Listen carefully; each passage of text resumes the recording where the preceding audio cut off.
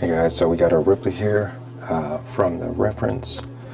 The one on the left, I just wanted to talk about, learning and studying from your failures, or the ones that didn't go too well the first go round, right? And I think that's just as important as just, doing another iteration of it.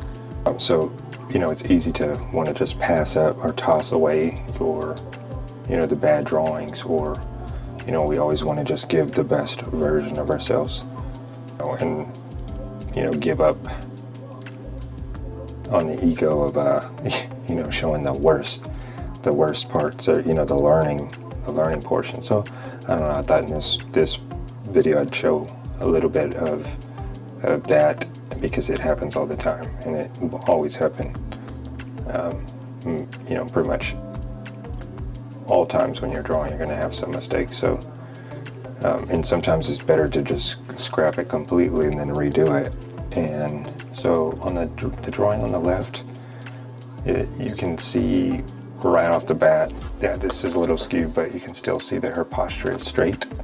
It's straight up, so there is no contrapposto, there's no leaning. It's just not, and it doesn't have to be perfect, right, on the reference, but the gesture is so important to get that. Otherwise you're just going to get stale figures, and we don't want that. So as you can see here, I didn't construct it correctly, and this is just an example of like the simple studies that we do, right, or should do, and that even I neglected in the beginning, or before starting the drawing. So you can do it during, before, during, and after.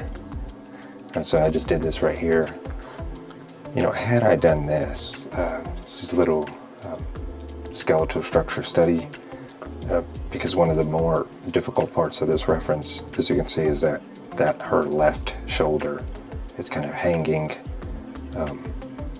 even though there's weight on that front left leg, it's pretty much evenly distributed, because she's not hanging, but she's holding on to it, that structure,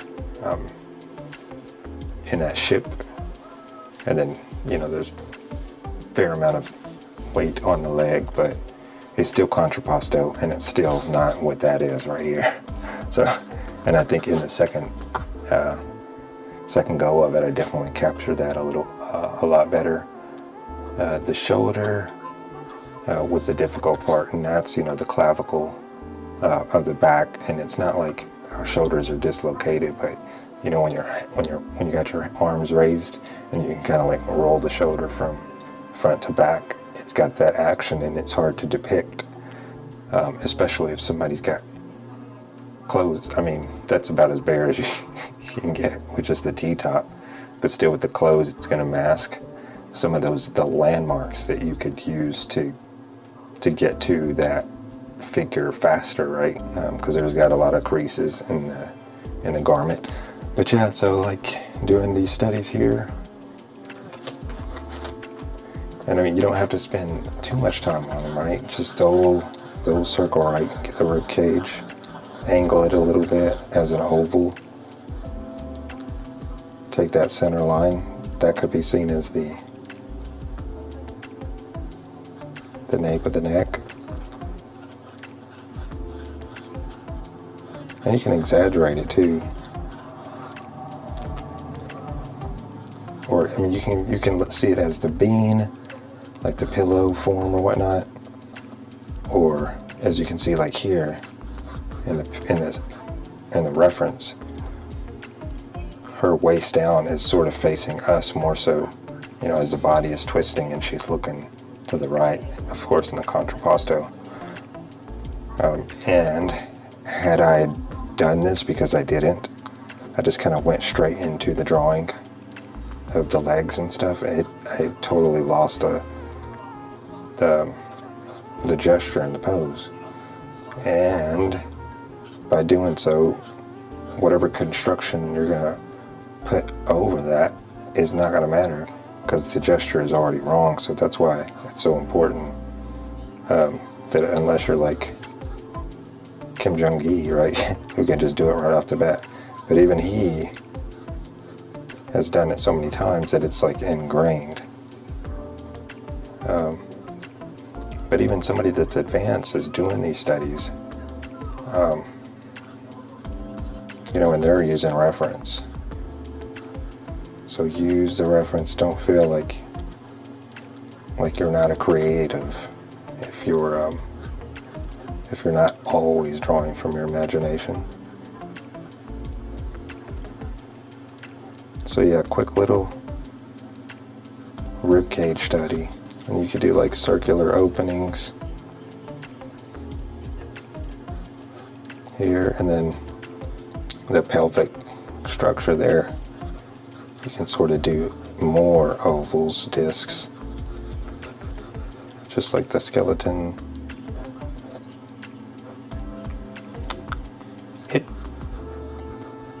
You can either use this if you're good with the ellipses and like the degree the ellipse is going to be, if it's facing you more, it's going to be open. If it's at a different angle, it's going to close.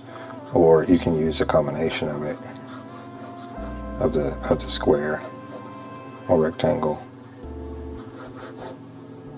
and then draw through, right? So you can see the other side. You don't have to draw every single thing through, but like that'll get you a better gestural shape. And then the clavicle's like, a triangular structure. You can get really crazy with it if you got one of those. Well, you should have any type of anatomy book. I mean, every artist is going to say which one is better or whatever, but just get anyone that's going to give you a good understanding of the anatomy, and like juxtapose it with some reference, and then just do little janky studies. You don't want to like be drawing the studies every time. Like you want to do a good drawing of anatomical studies from time to time, but you don't have to do it every time, of course. But yeah, like this, just doing this ahead of time probably would have reduced more time in doing a better version of the second one, because you could have kind of had an idea of how that shoulder is rolling out. That was the major pitfalls, is that posture, which just kills the drawing, really. No matter what you do, really. Because just drawing in value like this, that doesn't take much effort. The effort is always in the initial construction. Comparatively measuring everything, like it's very difficult to get the torso length right. Her torso is way long in here, and it shouldn't be. Her jaw looks like it has a gerbil in it. And I should have constructed it. I tried to go into value right away, because there's like that light that's coming from underneath and at the top. And yeah, I should have went into the structure of the face as opposed to just trying to do it by value alone. And it really got her face looking bad. The angle, the thirds is bad. And so all of these things, the distance from her actual jawline down into the sternocleidomastoid area, those nice power bands of muscle that come down, those are bad. And even though this was a study, I think that's where it went awry. I was just like, oh, this is just going to be a study, yada yada yada, and then it could be saved probably by erasing and stuff like this, but sometimes it's like, okay, stop, move on, reassess, do the constructions, do these little guys, and then go back and take your time. Don't rush, because the art's gonna take time, right? And I think, man, that reference is so awesome, how difficult it was. I took a lot of time in that face. This is not Oliver Goipel, or if I'm screwing up his name, but he's a comic. If you look him up, he does watercolor. It's incredible. But I will say, whenever I was, it's one of those things when the last video, I think I talked about connecting with an artist when you're doing a master study. Of course, this isn't one, but when you're drawing and you're really putting thought into like the subtleties of shadow and how the form rolls over with the light. And I just remember, because I'm a fan of his, and so when you're looking at his work and you're seeing how he treats the face, there's points when I was shading in the face that I was like, oh man, that just has a nice feel to it. Like almost like a marker, like that watercolor has that, it's a really nice feel. If you just go and look at his work, it's like, it's incredible. He's easily top 5 comic artists for watercolor, if not number 1. I'll put his name in the description, but yeah, too much. But yeah, and so like those type of inspirational artists, they keep you going, right? Like learn from everybody, like see how it's like, how did they get it to look so soft and subtle, and then with so much depth? And he would probably say it's value, like take away the color and it's really just his value and control is so good. But man, yeah. So there are some soft points in the face that I felt were done really well. And even when we go back in here and touch it up and get the eye in place, and the subtle light. And it's also it's the edge manipulation. Like if you look at here in the reference and where my hand is right now on her throat, it's got a bit of a hard line, and then it's soft after that. It's soft on this side, but then on the sternocleidomastoid, on that edge, sort of where the fibers are coming out, it's going to be a bit of a hard edge, and then it just catches that light, and then it just rolls over into the dark side in the shadow.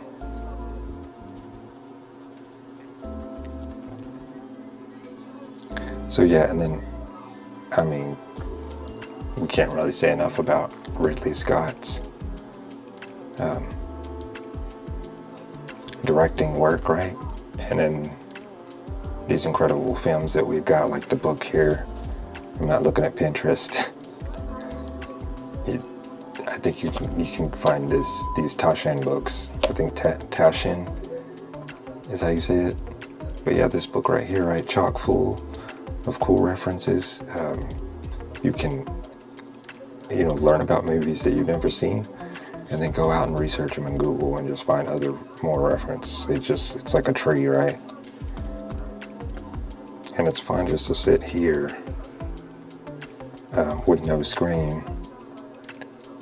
I mean, other than me doing the recording here, I had to do this over because I had dual audio going on. I have the DJI mic, and I was trying to stream the camera to OBS so I can see what I'm drawing on my MacBook, while it's recording, instead of, because the flip out camera, it's got all these plugs in it. The flip out camera is hard to see everything. So yeah, well, that was fun, having to do the speak about the importance of going over your failures.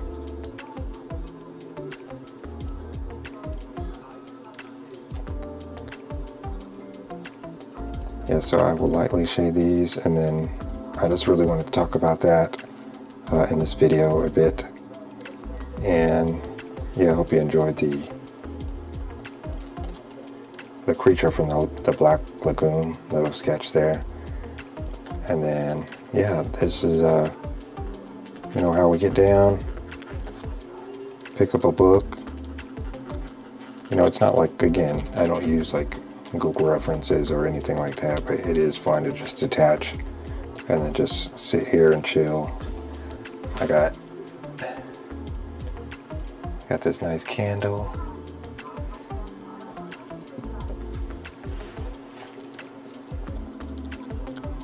Catch a vibe.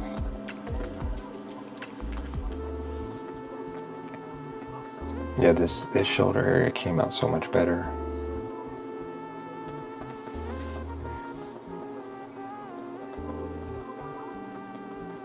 And then another thing too is contours. Like I don't want to fill this drawing with a bunch of contours, but when you understand contours, and I do, for the most part, from industrial design, we use them a lot. When you're looking at an image or a reference and you understand contours, it can greatly assist you in conveying your three-dimensionality and separating your forms, your darks and your lights. Because you can see the 1-2 value, you can see the dark, you can see the light, but there's so much more subtlety, and you can greatly assist yourself by putting a few contours and saying, hey, is that going out? Is that going in? And again, you can do that with those studies that we did earlier with the rib cage. Put the contours on them so you can really, that's really how you're gonna level up. Like you can see the shadow here in the latissimus, right?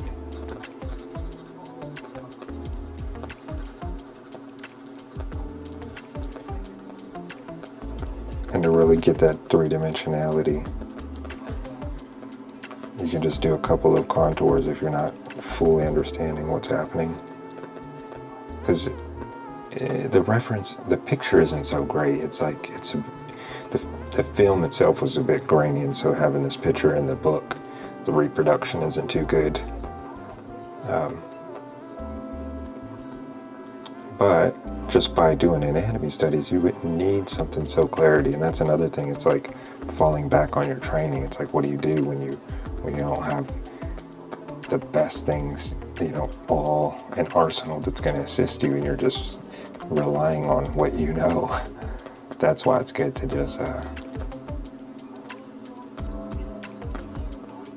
get to draw the full drawing, because drawing is painting, and ultimately painting is where I want to get better at.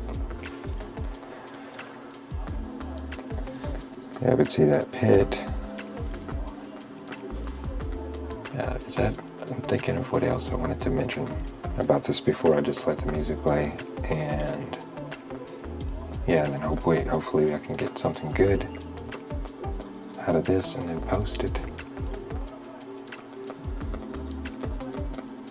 Alright guys, well, if you're new here, subscribe, like, and please comment.